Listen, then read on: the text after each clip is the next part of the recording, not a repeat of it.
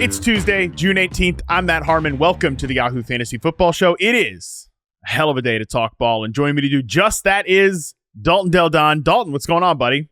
Not much, Harmon. It's been too long since we talked ball. Been on vacation, made a quick trip to Vegas, did my yearly Survivor sign up, checked out some BetMGM future odds, then met up with our boss Jason and Dan Titus Friday night in San Francisco, had an excellent meal, watched the Giants lose. And yeah, back to work now, talking some football. I mean, dude, you've been on a heater of good times. Vegas, Jason Klobaka in San Francisco. I mean, shoot, I know, lucky. That's pretty. I know. Yeah, that is pretty electric.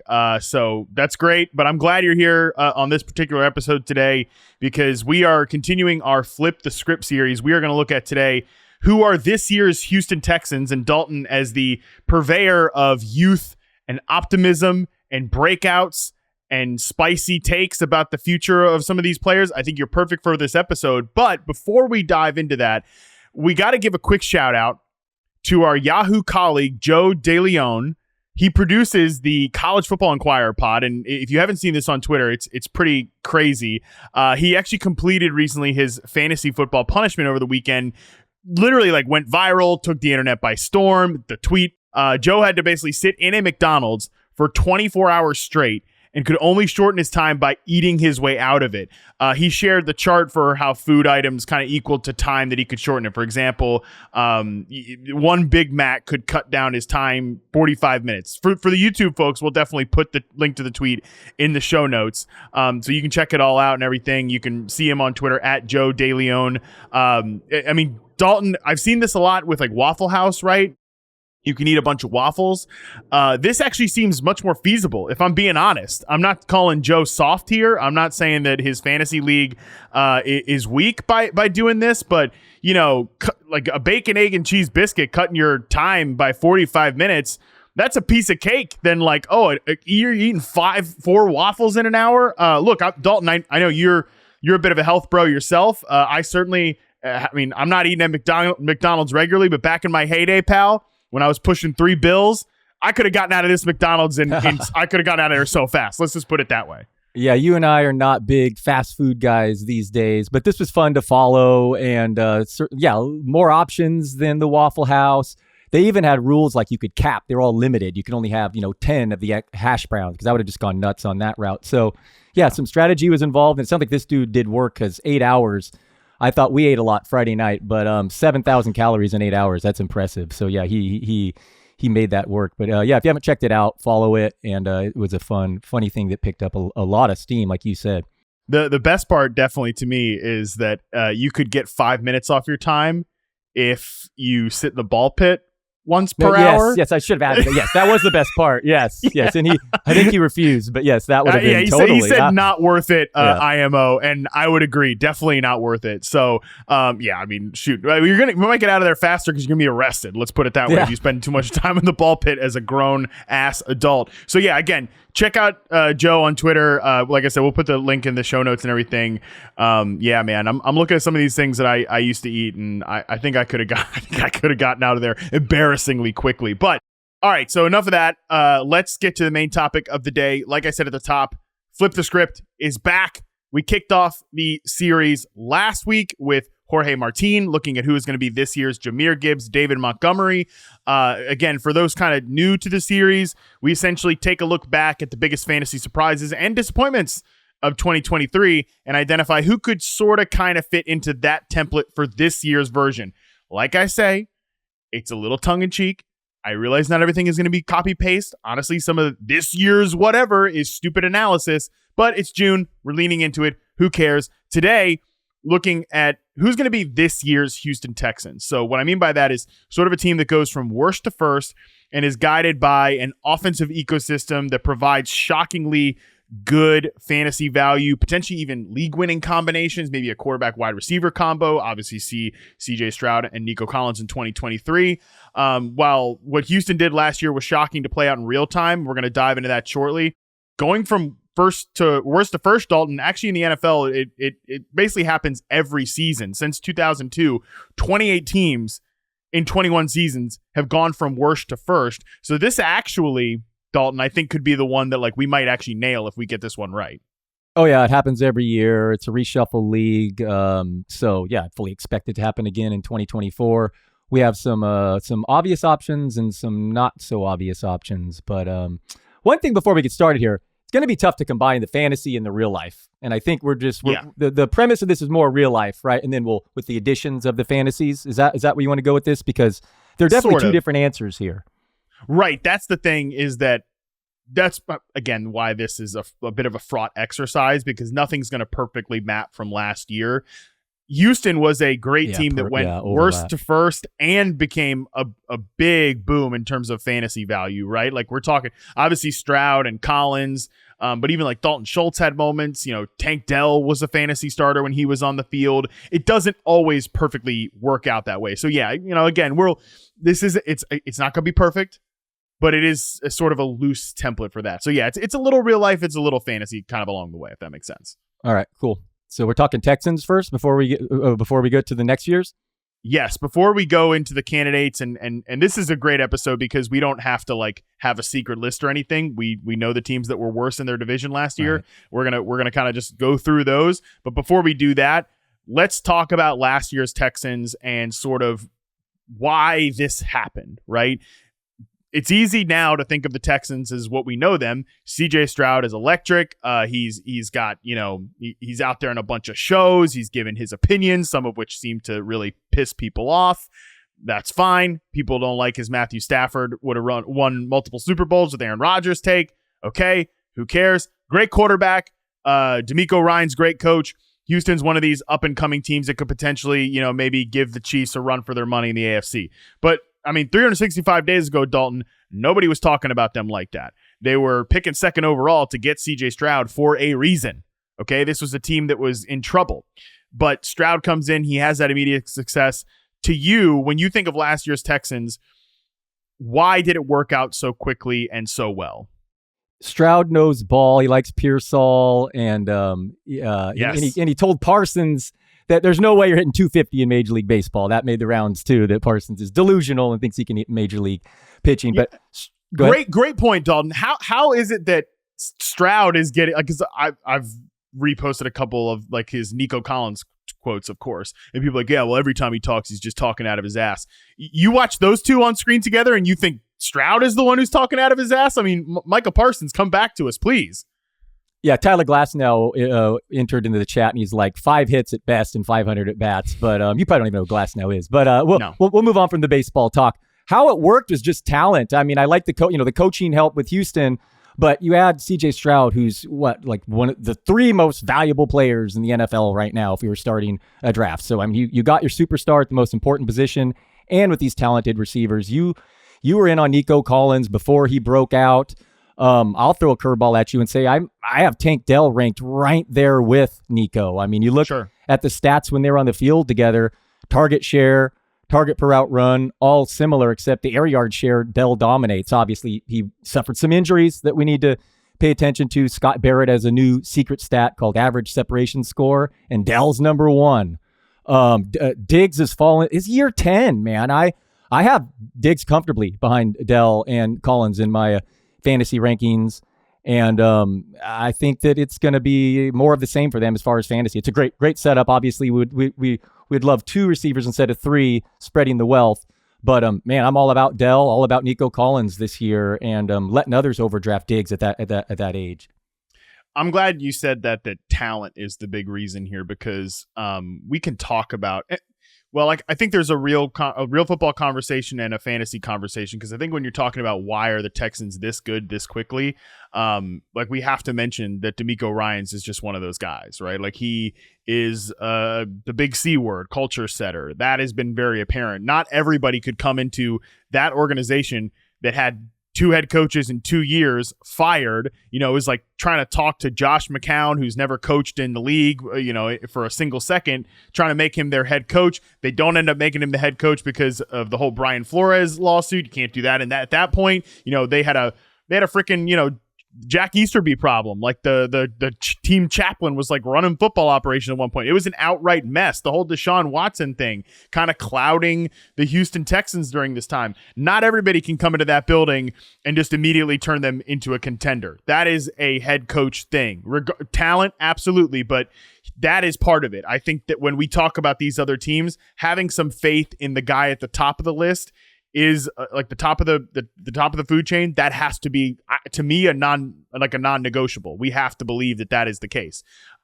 Secondly, though, like from an offensive standpoint and a fantasy standpoint, it is talent, because I've said this a lot recently. I like Bobby Slowick, but I think he's kind of gotten sort of maybe overrated as like a scheme guy, just running a pretty typical Shanahan offense. But that doing that with these guys worked so well, Dalton, because when I was kind of rethinking the Texans and marinating on these guys, to me, what I come back to, especially with these three, Stroud, Nico, and Dell, is just a fundamental misunderstanding of how good these guys were. With Nico Collins, people know how I felt about Nico coming into the year, that he was at least on film, throw out the stats in that goofball offense with Davis Mills and all that stuff. On film, he was at least a viable starting NFL X receiver. Like in reception perception profile as an above average starting NFL X receiver. He took his game to another level, obviously, this past year. Tank Dell, you mentioned he was great as a rookie. He was great in college. He was great as a separator. I don't know what the Scott Barrett, the fantasy point stat is at this point yet, but like, yeah, I mean, even just back in, you look at him on film, he was a great separator. He had some holes in his game. He still, I think, has some holes in his game, but just a good player that, had he been 190 pounds instead of 165 or whatever, he would have gone a lot higher. And CJ Stroud, I think the NFL consensus kind of underrated how good of a quarterback prospect he was. So to me, I think that's another part of this that is a non-negotiable. There has to be existing players on here that I think people don't quite kind of have it wrapped around their mind yet, just how good these guys are. Yeah, your reception perception, correct me if I'm wrong, but it's very bullish on Dell as well. And I'd love to hear your thoughts on Diggs. I just feel like a new system, 10th year in the league, veteran. I know he's previously an alpha, but it feels to me like he'll be third fiddle here. And if you look at just his history, again, 10th year in the league, wide receiver, production does start to drop there. And Jacob Gibbs has a tweet out there saying that his yards per target on deep targets fell off a cliff last year, and the accuracy of those targets and the percentage of those targets exactly the same as they were the 3 years prior. So maybe he is, falling off just a little there. I'm talking both ways there, though, because I'm also pointing out Josh Allen splits with and without him. So I'm like, oh, he's going to really miss Diggs. But the truth is maybe Diggs faded a little last year. But anyway, all I'm saying is I can't see possibly drafting Diggs over Dell. I mean, in the market right now, that's the way it is. But you're a big Diggs guy, so I'd love to hear, your thoughts because you like them all. So talk some sense into me, Harmon. No, I actually think both of those things can be true, that Josh Allen is going to miss Stefon Diggs and that Stefon Diggs is a declining player, because that was the case last year. Now, I think the Bills are doing a whole separate conversation, but I think the Bills are trying to piece together that receiver room, and we'll see how that plays out. But I do think you can say, yeah, he's going to miss what Diggs was. But maybe Diggs is still a declining player here, because to me, like you mentioned that Jacob Gibbs stat, that's exactly what is sort of illuminated via his reception perception, is that still a really good separator short and underneath, but those deep route success rates are coming down. He's not separating against press man coverage on those vertical routes like he used to. Still, like if you look at his overall success rates, you look at just kind of his profile holistically, it still looks like an above average, good, normal NFL receiver, but Stefon Diggs is not a normal NFL receiver. He was one of the top 5, top 3 elite receivers in the league prior to last year. I think he took a step back from that. So I think if you're looking, to me, the one thing I think pretty clearly about the Houston Texans receivers, and I just wrote a piece on this, kind of like take shopping this out for the website so people can go read that. The one thing I clearly believe is that Nico Collins is the one here. I know like people will point out the stats with him and Tank Dell. I just think when you project forward, I'm going to bet on the guy that has that size, that profile as an X receiver, who runs routes that way, who separates at, last year at truly an elite level against press man coverage. And then you look at Dell, I think very good player. I haven't done, I have rankings out, but I haven't really like hard and fast rankings, anything like that. I absolutely think it's plausible that it could go Collins, Dell, Diggs, because I think Diggs' role I kind of want to see where they're going to end up playing him. Like, is he a flanker for them, or is Dell the flanker? Is Dell the slot, or is Diggs the slot? I think that's going to end up sort of kind of helping us unlock the pecking order here, if that makes sense. And one final note we absolutely should mention before we move up to the Texans is I complained about in this podcast last year, so I'm glad the stats bore it out. Houston was 19th in pass rate over expectation and 22nd in first down throw rate. I get it. It was a rookie quarterback, but they had horrible success running the ball. So Stroud did what he did as a rookie. It's easy to forget he suffered multiple concussions. Only maybe one was reported. True. He was all messed up there. And horrible situations, playing from 2nd and 11, 2nd and 10, throwing in obvious downs constantly. So this guy's the real deal. And now he has, no matter how, even it faded a little, Diggs to go along with Dell year 2 and Collins. Oh boy. I mean, that's the setup that's a championship caliber offense. I mean, no question. That's why 100%. Joe Mixon suddenly I'm interested in fantasy again, Yeah, that running game this year is going to be really interesting to track, right? Because that was, looking back at last year's Texans, people thought Dameon Pierce, I mean, he was drafted obviously way ahead of any of these guys. He was the first Texans player off the board, and he was not even worth a roster spot very quickly into the season. If he was one of the worst draft picks you could possibly make, and a lot of that was because he didn't fit the system. I wish I'd put more credence into that from a lot of the stuff I said on last year's pod. I definitely ended up drafting him in too many places. Bad draft pick for sure. But because now they have the veteran guy who can probably run some more of those zone concepts, that's great. But I also think the acquisition of Diggs just points to this team is going to throw the ball a lot more. Like I will be stunned if they throw the ball at the rate that they did last year. And that goes also for, people kind of look at, well, Nico Collins was rotating off and on the field. Tank Dell was rotating off and on the field. I think someone asked me about this, like, why is Nico like at a 68% snap rate for the season? If he's anything close to that, if he's not, I'll eat the tweet that I said, is what I said. I will eat a tweet if he is not well north of 68%. What happened last year, like the Texans didn't even expect themselves to be this good. Now, all their actions this year, acquiring a veteran running back, acquiring Diggs, obviously is the bigger one. They expect themselves to be much better this year. And just last point on last year's Texans before we move on, what I said about the fundamental understanding of how good this team was, that really extends to the offensive line, because it was a banged up group throughout the course of the season, but going into the year, they had several critical offensive line like spots locked up, most notably Laramie Tunsil at left tackle. And you just juxtapose what CJ Stroud was playing with what Bryce Young was playing with. It's a big reason beyond just the individual players why one season went the way that it did.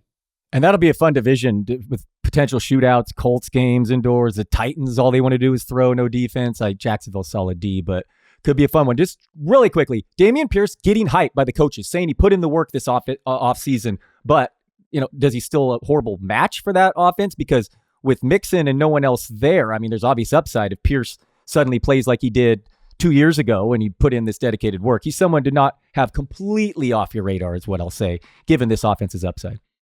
Yeah, he could also be maybe an interesting trade candidate too. Some team like Dallas wants to kick the tires on a younger back. That's a part of the reason why they're saying what they're saying. But I agree that not somebody to totally give up on, because clearly he can play. Like we saw his rookie season, he can play in the NFL at some level. So maybe we haven't heard the last of Dameon Pierce, but probably for the rest of fantasy preseason, you've heard the last of Dameon Pierce. All right, let's jump into this year's candidates to be this year's Houston Texans.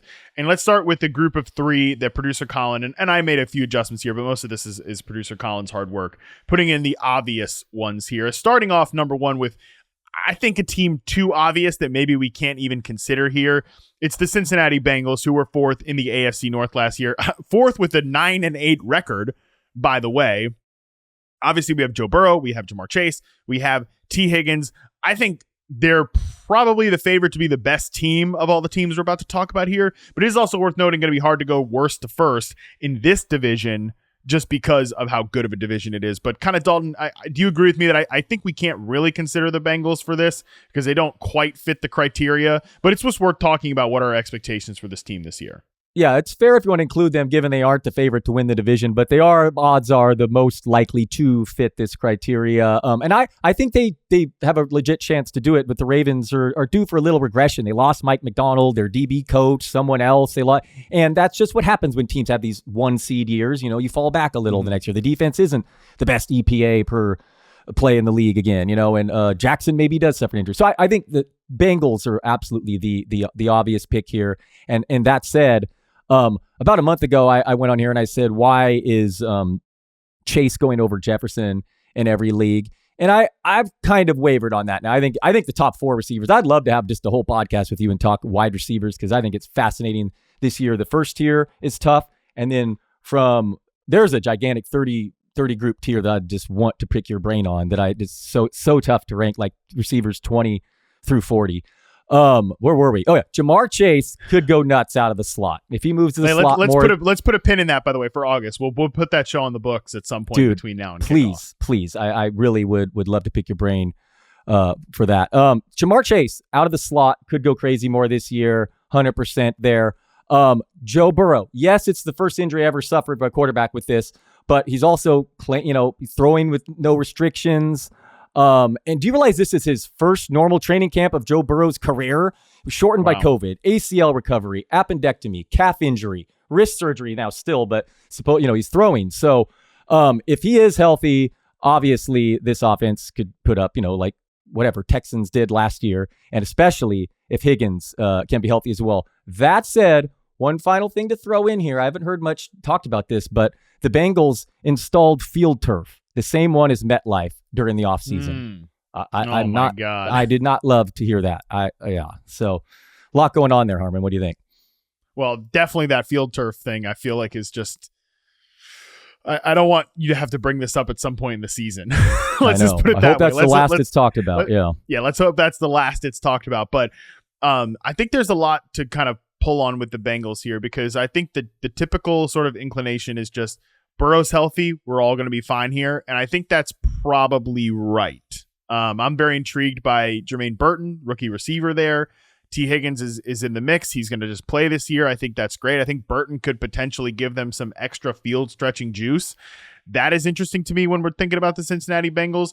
The biggest thing that gives me hope about the Bengals this year and going forward, Dalton, it feels like, we talk about like these scheme bros as head coaches and offensive play callers that, that come off the Shanahan or the McVay tree. And it's like, man, look at what Kevin O'Connell's doing in Minnesota. Look at what Mike McDaniel's doing in Miami, blah, blah, blah.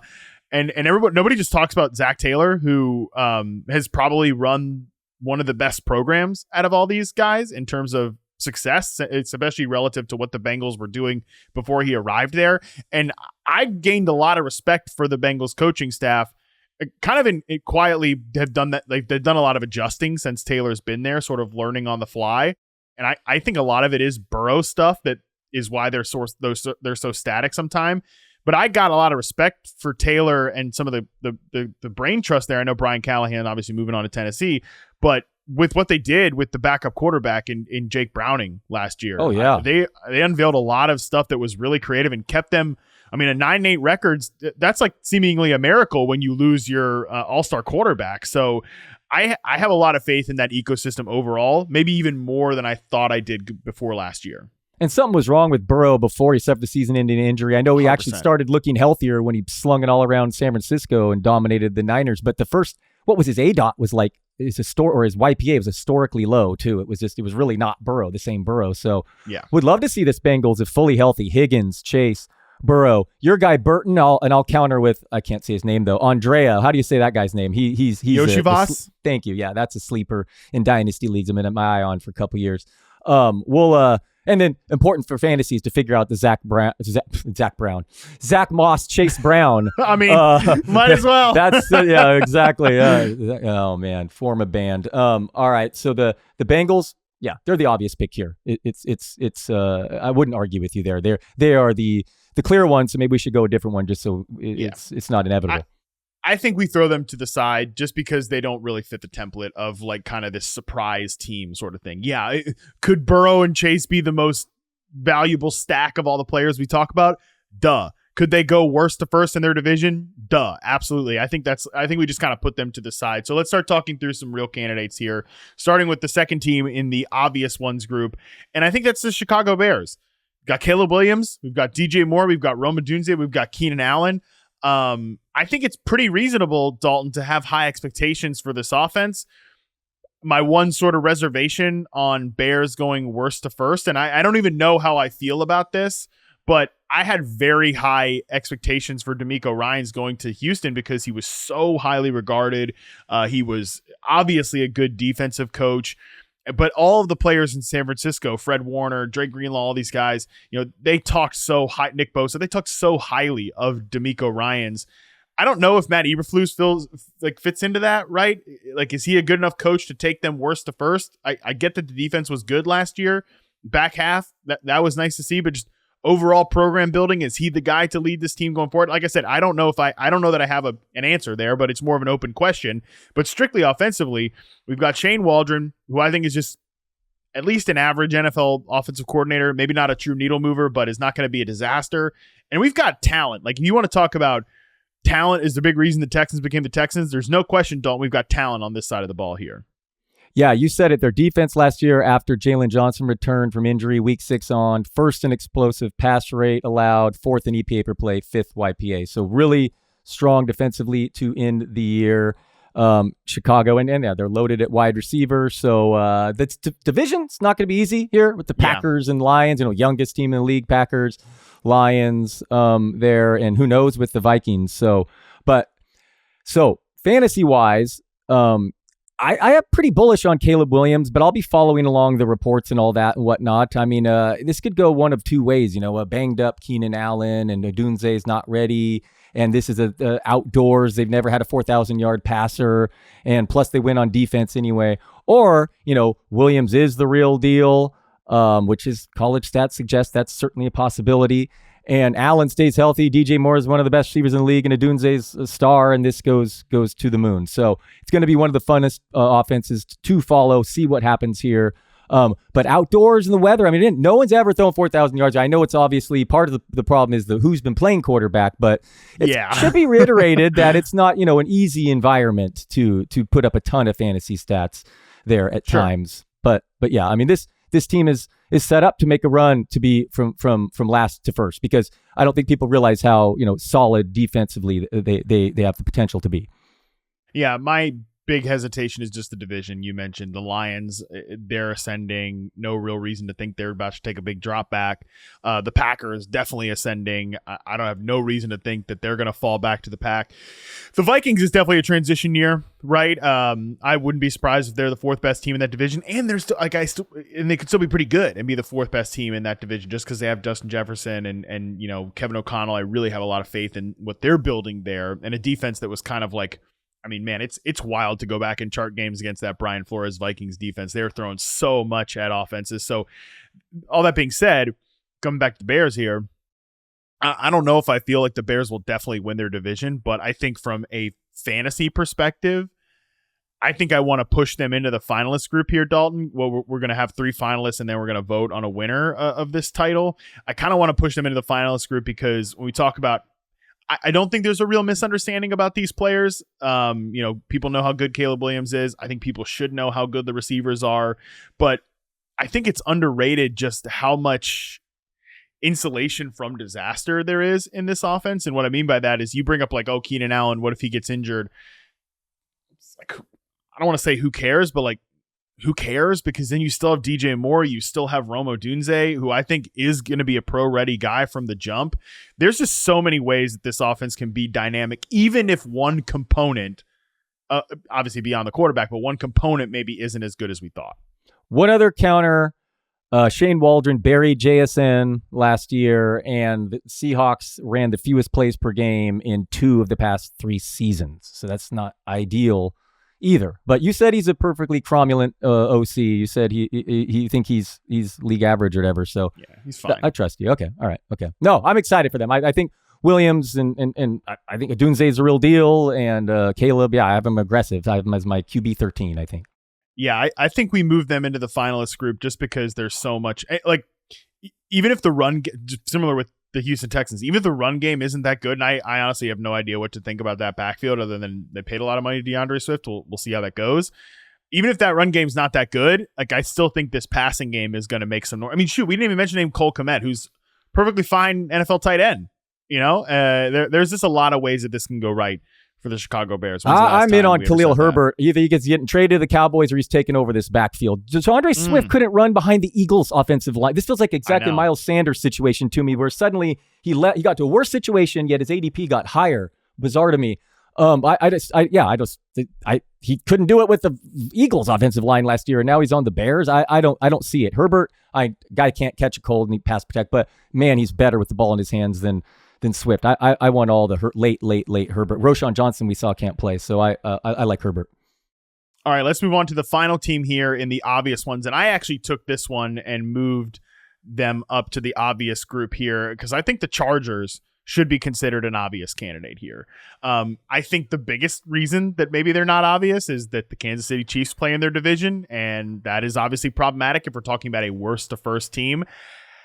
However, from an offensive perspective, they have the quarterback, right? Like of every other name we're going to say, the rest of this podcast, and frankly, even before this podcast, obviously Joe Burrow notwithstanding, Justin Herbert's better than these guys. 100%. No doubt in my mind, Justin Herbert is better than all the other quarterbacks we're about to talk about through the rest of this podcast.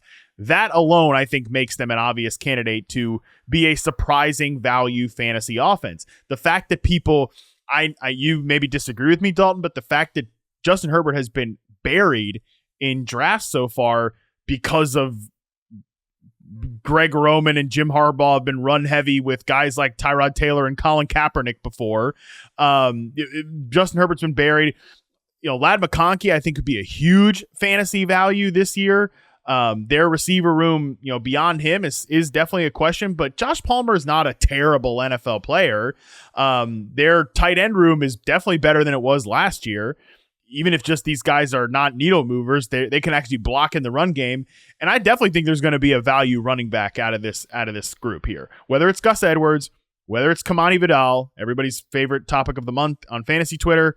Or maybe it's some J.K. Dobbins miracle season. I don't think that one's likely just because of the whole, injury, the Achilles and stuff like that. But I think there's going to be value in this backfield. I think there's going to be value in Herbert this year. And I think Ladd McConkey could be, maybe he's not going to have a Nico Collins type of seasons, but he certainly could be a Tank Dell type that people just don't understand how good he is as a player. So I like the Chargers. I don't know if I like them enough for them to be a finalist here, Dalton, because I think we'd be insinuating that they're going to upset the Chiefs to win the division. I don't know, but I thought they were a pretty strong candidate, stronger maybe than some people think. According to BetMGM odds, they're the second most favored behind the Bengals here to make this leap. I mean, Jim Harbaugh got it done after 8 straight losing years for the 49ers. He took over, and 13-3 his first year, exceeded the win total each of his first 3 years in San Francisco. So I wouldn't be shocked. They're in the Chiefs are, they're playing for like the Super Bowl and stuff. So I could see them not even caring about a seed. So that said, I do respectfully disagree with you as far as fantasy here. They're going to be so run heavy and try to win on defense and not pass the ball. I believe Yahoo made an Instagram post with me saying that Herbert's my QB 20 or something. So and that's not even a shot on Herbert as much as I really, really love the quarterback class this year in fantasy. I do. And I just don't see the upside there on this. Look at his receivers are getting drafted. He doesn't have a top 40 receiver or a top 20 tight end getting drafted. So the math is just simply going to be hard there. McConkey, I just don't get, Harmon. Maybe I am reading this wrong, but how I see it and how the coaches have said it, he's only playing in 3 wide receiver sets. Like how is that going to work? And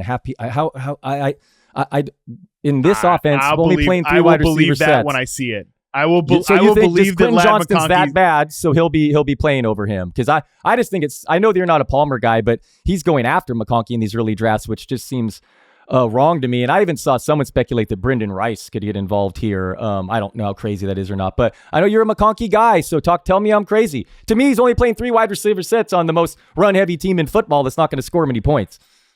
I will, like I said, I will believe that Ladd McConkey is not playing in 2 receiver sets when I see it. Number one, he played outside at Georgia last year. Like, he was not a slot receiver I know he's a small white guy, but he was not a slot receiver for the Georgia Bulldogs last year. He played more snaps outside. He can absolutely be a flanker. Definitely he has issues against press, but he's a separator against man coverage. I mean, he's easily the best separator on this team. I think Josh Palmer's fine.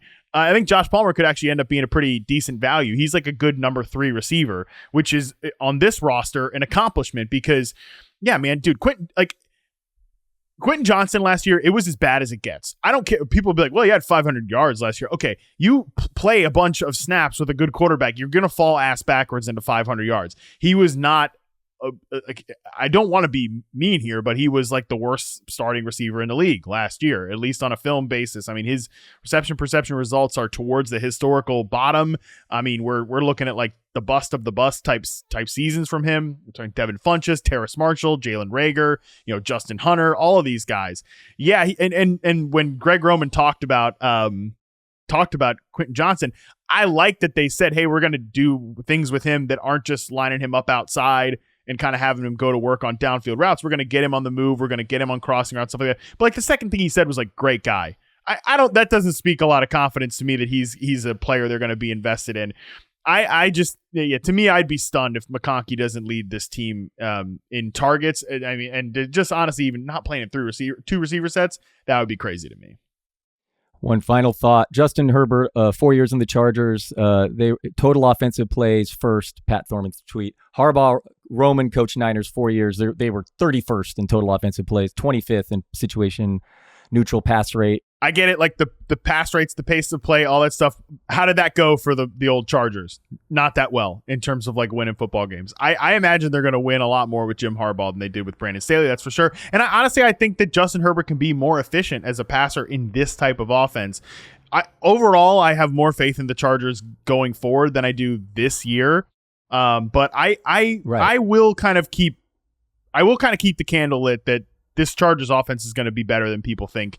Than they think this year, and they're going to throw the ball a little more, I think, than people believe. But we won't argue too much on that because I think it's going to be a fascinating conversation for us to have again leading up to the season, Dalton. And I don't think that they should make the finalist list here simply because they're playing a division with the Chiefs, and they don't really have too much juice beyond Ladd McConkey in my opinion, about players that can be really good players. So let's throw a break.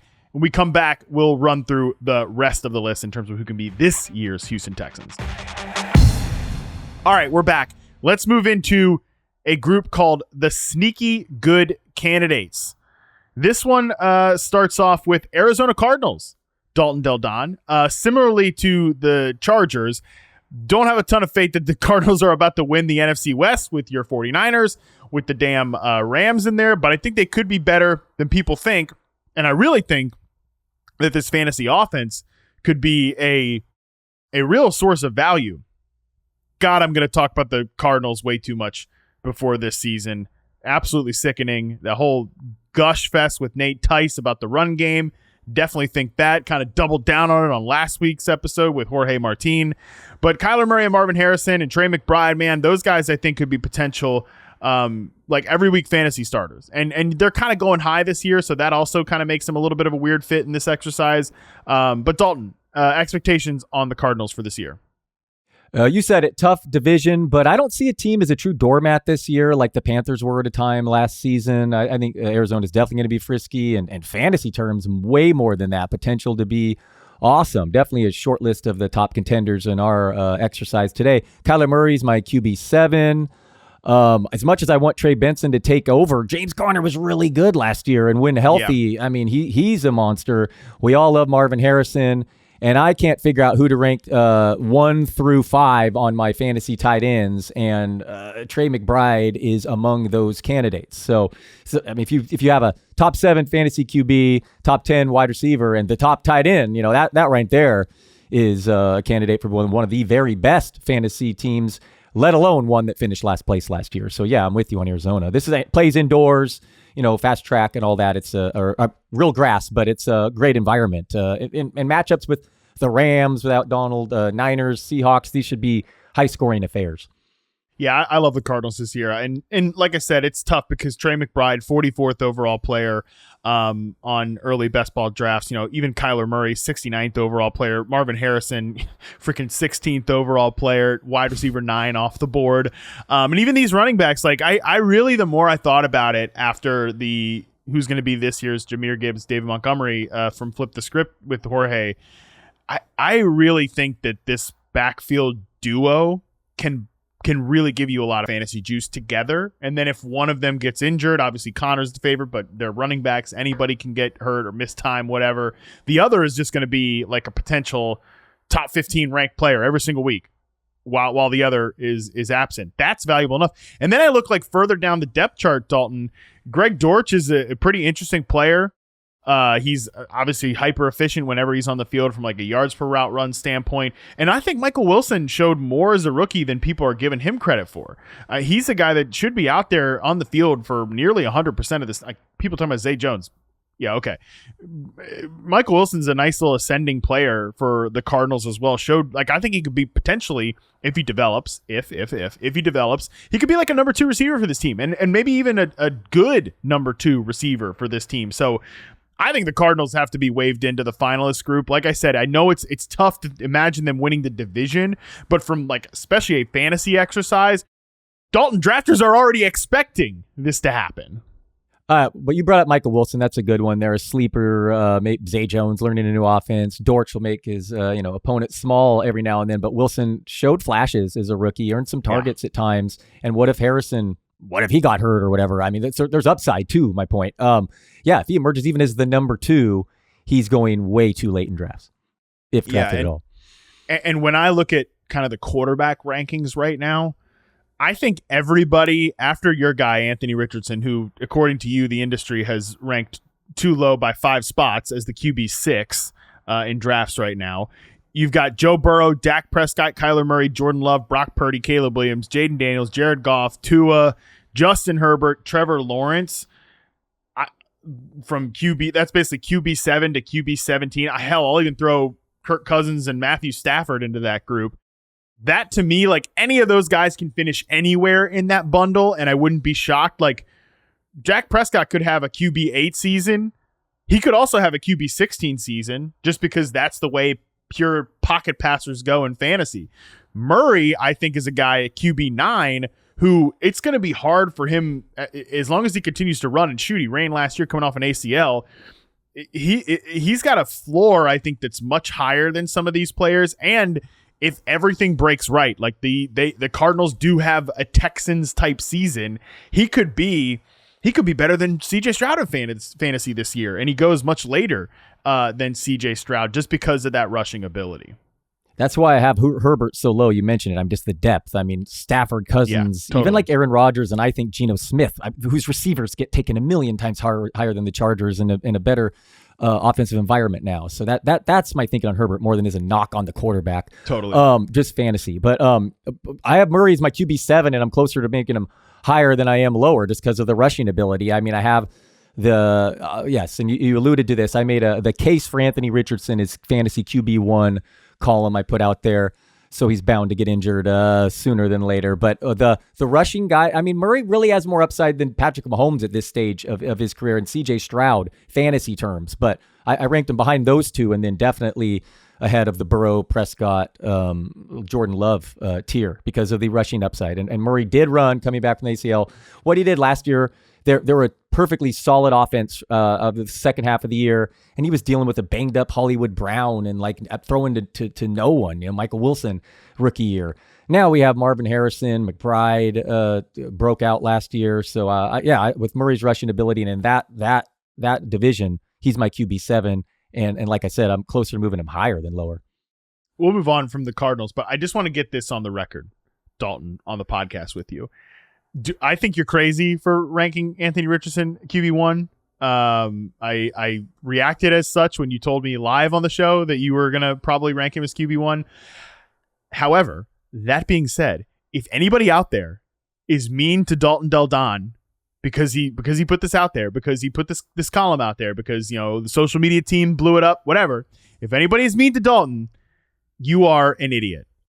You're an idiot. Like if you can disagree with Dalton, you can be shocked like it. I was shocked by it. I disagree with Dalton. However, you're an idiot because this is the NFL, baby. What did you people that speak with such certainty that this could never happen, he could never be, that's ridiculous.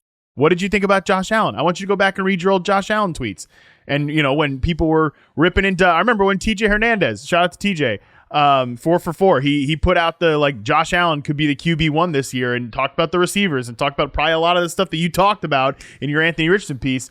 I know that's not going to happen every single time, but you don't have to respond to this, Dalton. I just want that on the record that if people are being mean to you, they are idiots, because the number one thing you can do to be an idiot when talking about football is speaking in absolutes and speaking in certainties about things that will never happen, that could never happen. Get a life. All right. I just want that on the record. I appreciate that, Harmon. And it's funny. The powers that be asked me to write that article because of that comment I made on our podcast. But it's funny you frame it that way, because this in my mind is he'll probably get hurt again. But I just think he's the clear favorite to be the best fantasy quarterback if he doesn't. How do you not project him to score the most fantasy points per game when you put the inputs of his rushing indoors and all these receivers and Shane Steichen? And maybe I'm making a leap with Allen and Hurts, maybe. But I mean, comparing these other guys who don't run, and Hurts was a QB 16 without the tush push last year, lost Jason Kelsey and added Saquon Barkley. Josh Allen, dramatic splits with and without Stefon Diggs. You see his offensive support he has, and these other guys have played through major injuries as well. Yes, they're on the field to it, but to just start off with, realize that everyone is very, very likely to get injured in the NFL. So why not have this young beast with such a good setup? So I love Richardson, and I stand by that. But where were we? Oh, Kyler Murray, not a bad fallback option if you're if you're too cowardly to take Anthony Richard in the first 5 rounds. Well, if you can't tell listening to this podcast and listening to Dalton or following his work, he's a guy that epitomizes trying to skate where the puck is going, not where it's been or not where it is. And I think that perfectly transitions us to another AFC South team, the Tennessee Titans. I think we have this vision of what the Titans have been, right? It's Derrick Henry. It's a conservative offense. It's a power run team. I think based on their offseason moves, Dalton, we can pretty much throw all that out. I think they are a really nice, sneaky candidate to be this team. There's a lot of certainty in the AFC South right now beyond just what we said about Anthony Richardson. A lot of people are like, well, yeah, Texans are ascending, Jaguars we'll see, Colts are ascending, and yeah, the Titans are there too. But if Will Levis is good, I think this is a really solid ecosystem for him to be dropped into here. Brian Callahan, everything you hear from him sounds like he kind of has the right hardwiring of a head coach, has kind of just a good sense of offense in the league right now. They have DeAndre Hopkins and Calvin Ridley. I think those two should be probably going closer in drafts, if I'm being honest. I think they're a really nice receiver room. The offensive line should be better. 7th overall pick they spend in the draft. They have Brian Callahan's dad, Bill Callahan, on staff, who's a proven offensive line coach. They invest at the running back position. I don't know, man. I don't know if I want them to be a finalist, but I think they're a pretty decent consideration for this particular exercise. I have Calvin Ridley and DeAndre Hopkins ranked back-to-back. Agree with you there. Hopkins was quietly pretty good still last year. I know he's a little older. And apologies to everyone last year. Calvin Ridley, bad call by myself there. I know he was closer to some few more touchdowns, but he's not someone I'll be targeting moving forward. The Titans were 30th in pass rate over expectation. It's going to be a big difference moving forward. No Vrabel, no Henry, and all the moves they made point to them airing it out. So fantasy terms, we don't even need Levis to be a superstar if in this environment. So it'll definitely be one to watch. And then in the backfield, I mean, Pollard got better over the second half last year on these stats that, they're typically sticky, suggesting maybe he really did. The reason he was struggling was because of the recovery from that ankle surgery. But at the same time, I mean, Tajay Spears looks like the superior back here. So, this is definitely one to watch. And then everyone still wants to talk themselves into Treylon Burks, too. I mean, who's going to play special teams? So, no, I'm with you. No, I'm not anymore there. I'm out there. But Chig, Hopkins, Ridley, and a young QB who throws the ball crazy A-dot. I mean, that's certainly a recipe for an interesting fantasy setup.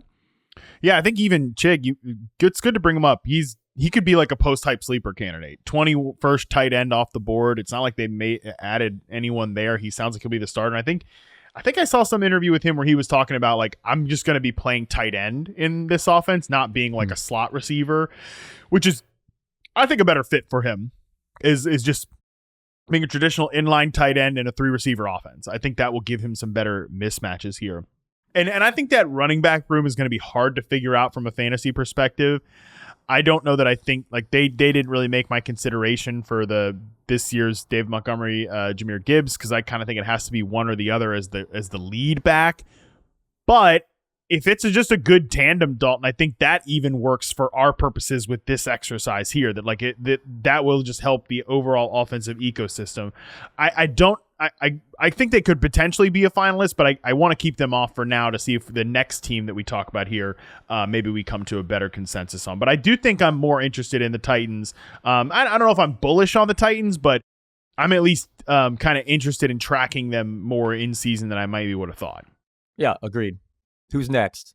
All right, last group in the sneaky candidates here, Jaden Daniels and the Washington Commanders here. Look, I think they check that box clearly of there's a fundamental misunderstanding of how good these players are.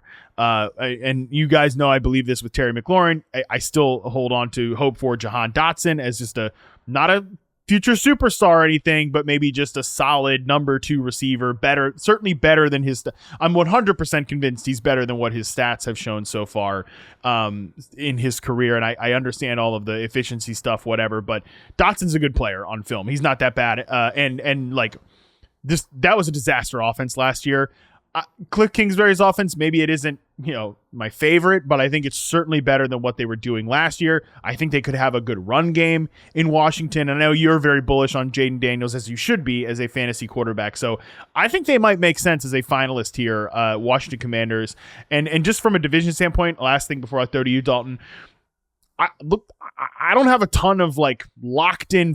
I overall, Dallas, Philadelphia, they're the better teams in the division. They should win this division, but I can at least envision some chaos scenarios for both of those teams where a sneaky operation like Washington maybe doesn't win the division, but wins more games than they should. Yeah, I could see it as well. Although I thought Washington should have probably went Drake May.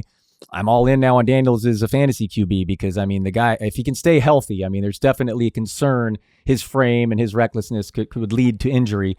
But man, you just run the ball like that. I have him as my fantasy QB 11, which is, I guess, dramatically above right now. He's QB 17 or 18 or something, which I think will change come August. I mean, this is a nice setup. Cliff Kingsbury's offense ranked first in situational neutral and no huddle rate during his 4 seasons in Arizona.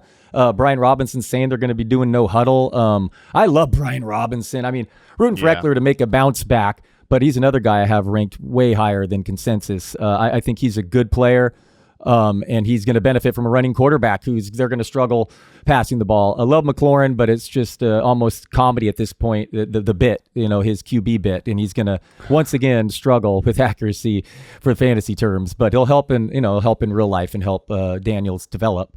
But I don't know, man. I think Daniels is a much better passer than you're giving him credit for. Dude, I hope you're right. Yeah, that's great. Even gravy for fantasy. Okay, right. There is upside. Yes, I hear you. Yeah, I think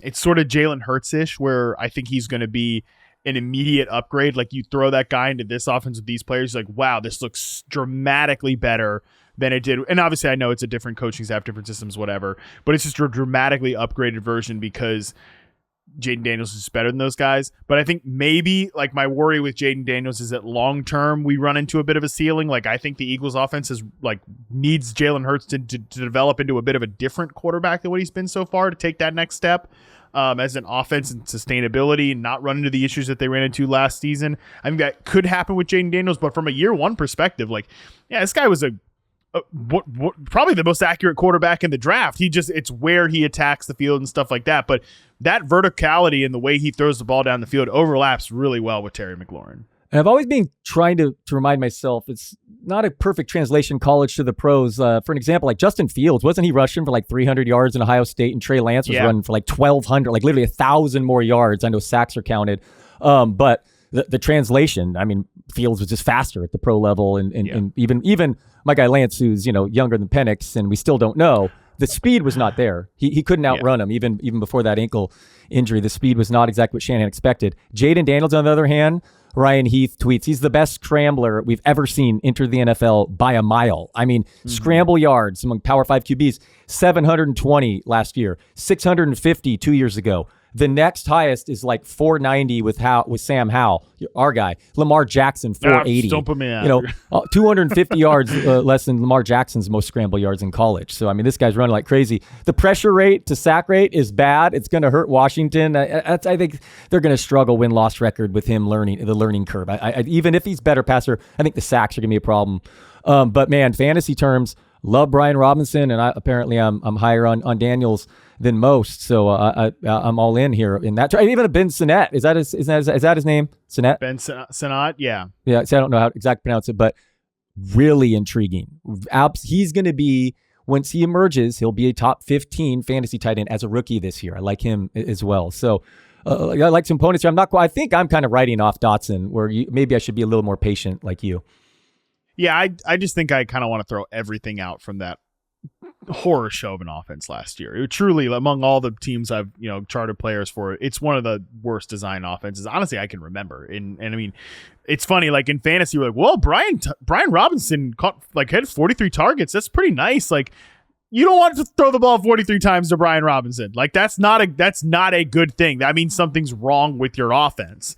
And there was a lot wrong with that offense last year.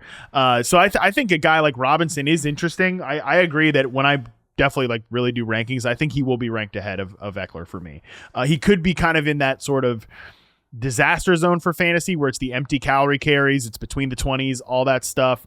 He doesn't get goal line because Eckler's kind of a proven guy there. He doesn't, I don't think he's going to get pass catching, but I think there's a chance that just if he's the better back in camp, he just is going to be like the 60% to a 40, 60-40 split there. So I overall, I think there's just a little more upside with Robinson maybe than there is with Eckler, just from projecting for the future. But either way, man, I think they're both going to contribute to what's going to be a good run game in Washington. I like these receivers. Even like Luke McCaffrey fits kind of well as a slot receiver for them. I think Terry McLaurin, with the reality here is that like Terry McLaurin just makes sense as a guy that can be elevated in this offense, in this situation. You mentioned the pace, everything like that. The big hang up for me is just the offensive line, and obviously there are better teams in the division, but I'm cool unless you think the Titans make a better candidate. I think that we wave Washington to the finalist group. So we have kind of 3 finalists there, if that makes sense to you. Yeah, I'm totally cool with it. All right, let's talk through the last 2 teams here rather quickly, because I think it is a do you believe in miracles type of candidate. One, New England Patriots. We've got Jacoby Brissett / Drake May. I think both guys will start games this year. I think Brissett probably ends up starting more games this year. I like Jalen Polk. I like Demario Douglas a little bit to a degree. I like Javon Baker certainly for the future. They have Ramondre Stevenson, of course, but Antonio Gibson might play a little role. I don't really see the Patriots kind of emerging in this discussion from a real life or a fantasy sense, even if I kind of like what they're building for the future. Yeah, so I expect Brissett to start off the season. He could be really interesting in fantasy when he eventually becomes, when he does take over because of his rushing ability. Obviously, it's not ideal, New England, and with those receivers, but don't forget, there's real fantasy upside there. So I'm a sicko, Harmon. I'm already looking at Cole Strange's injury availability for Week 1 because the Bengals are an option in Survivor against this New England team. Ramondre Stevenson is for fantasy for sure the guy here to pay attention to. But yeah, let's move on to the Panthers because I actually have a little bit of a take. Okay, good, because I think they're interesting. But just last note on the Patriots, I will say, just a caveat, I am kind of dismissing them here. But if we want to talk about fundamental misunderstanding of players, if we're wrong, kind of the general we, if the royal we is wrong about how ready Drake May is, like if he comes into camp and he's ready to rock. And if, I do think this receiver room is kind of a little, they've got some parts here. Maybe they don't have a number one. They don't have like a Nico Collins who's ready to have like a legit superstar number one receiver type breakout here. Nobody on the precipice of doing that, but I think they have some usable players. If I'm right on that and like Drake May is much better, there is a fundamental misunderstanding of how good some of these players are. So it's just at least worth discussing that before we move on here. So let's talk Carolina. Last team, and I do think they kind of fit into the do you believe in miracles candidates, but I'm interested to hear what your take is on the Panthers. Okay, part of me is like Bryce Young, he's too short. I don't think he's going to, we've seen enough. He's not going to be a star. The other part of me is Dave Canales is a big deal. Big deal. Look at his history. It's pretty impressive. So if he's one of these, 3-4 guys in the NFL that just coaches that elevate the players, it appears like he is a top candidate there. So I like Deontay Johnson in fantasy. I just think he's going to eat there. Don't love Mingo was bad at Leggett. Don't love his profile, but what if he is AJ Brown? Jonathan Brooks, I have my rank to my RB21 right now. I guess his ECR is like 36 or something, but I just think he might even be ready to take over early on. And if he's just clearly the guy there. So I think his ADP clearly is going to rise more than anyone's in August. Brooks, that's just silly if you're drafting him nearly as RB40 right now because of Hubbard. So I like Canales. This defense, 5th or 6th yards per play against defense. I mean, yards per play, I'm saying, and that's with an awful offense constantly given, bad field position. So I think this team, do not treat them as a doormat with Canales and a plucky defense. They allowed the fewest fantasy points to opposing quarterbacks last year. I understand that that's some game script, but that they have the makings there of something interesting defensively. And now an offensive-minded coach and the top pick of the draft in year 2, and Deontay Johnson, who's always open. So I don't know. It's interesting there, and in a division that is, would I be off base to say wide open? I mean, Tampa Bay lost Canales. I get that the Falcons are favored for a reason, but to me, looking at these BetMGM odds, the Panthers are plus 1,200 to win this division. I might sprinkle a little bit of that. I'm actually so glad that you've kind of thrown this take out there, because Colin put them. I'm not throwing you under the bus, Colin, but Colin put them in the "Do you believe in miracles" kind of column. I was like, you know what? I think that's probably right.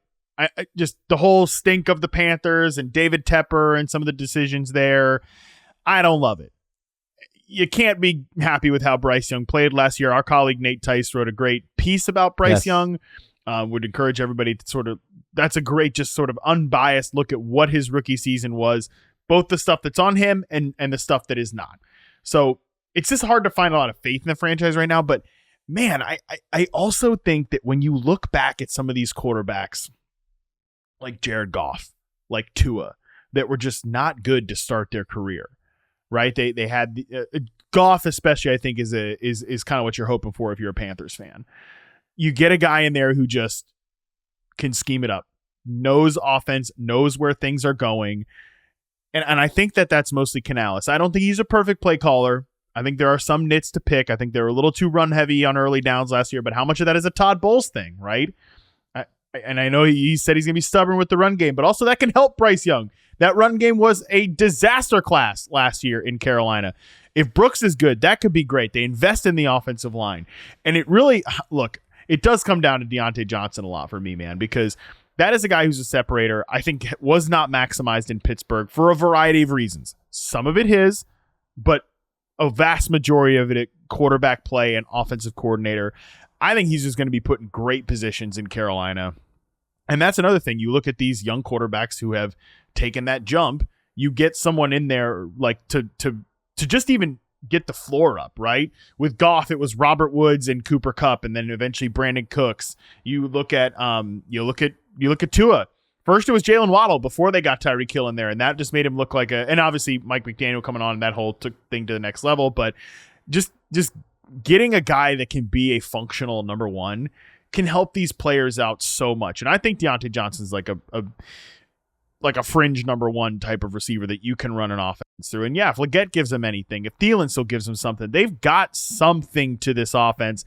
I don't know if I fully buy into it, but I'm glad that you sort of said like in this division, they could absolutely, compete to win this thing. So it also should be noted that the Panthers are underdogs in every game this season, as are the Patriots upcoming season. And I believe they never held a lead in the fourth quarter last year. They're 2 wins, either like the buzzer or overtime or something. Just crazy.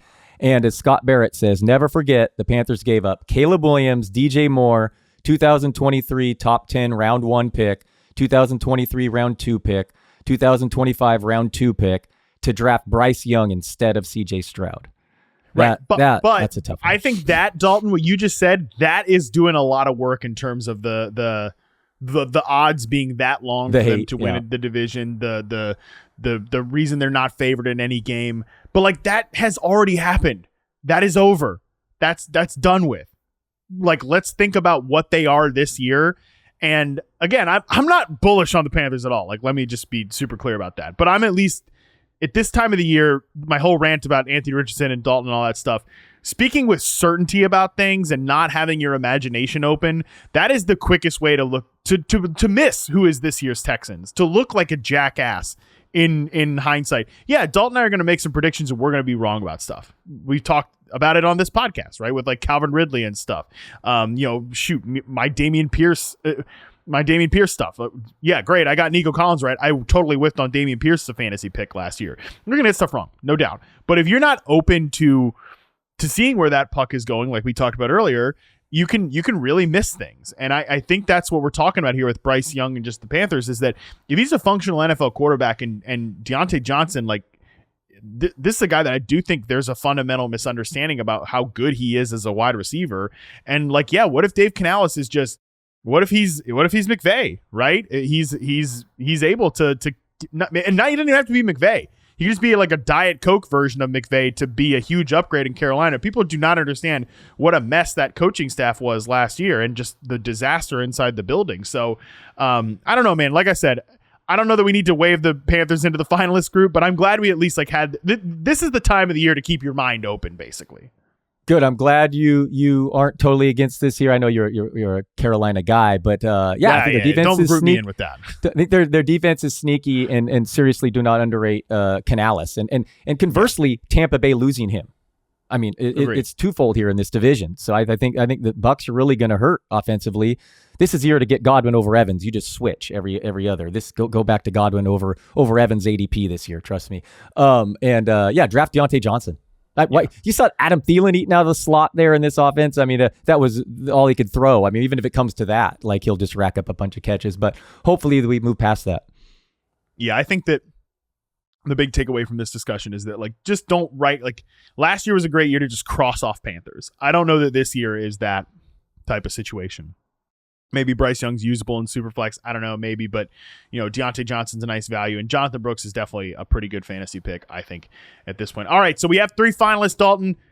Let's decide who's going to be this year's Houston Texans. We got Chicago Bears, Arizona Cardinals, Washington Commanders.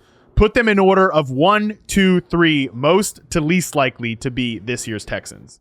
All right. Well, real football, winning the division, it is the Bears 1. Well, no, you can't split it up. You can't split it between real and... tell you, fantasy, it's Arizona. I mean, I got the Murray's top 5. I mean, I guess they could beat the Niners. It's a fantasy show. I'll go Cardinals as the pick because Murray's going to be a top 5 QB. I think McBride could be the top tight end, and Marvin Harrison's going to shatter records for rookies. So, I mean, and they're last place.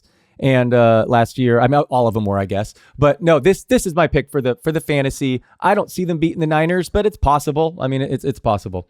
But in real life, it's the Bears is my pick. If you want that one, they're going to win the division this year. I just don't love them as fantasy quite as much, but they're going to put up a lot. So now we're talking this through. Maybe they're the best fit for our exercise here because I do like Caleb Williams and those receivers. So I don't feel strongly here.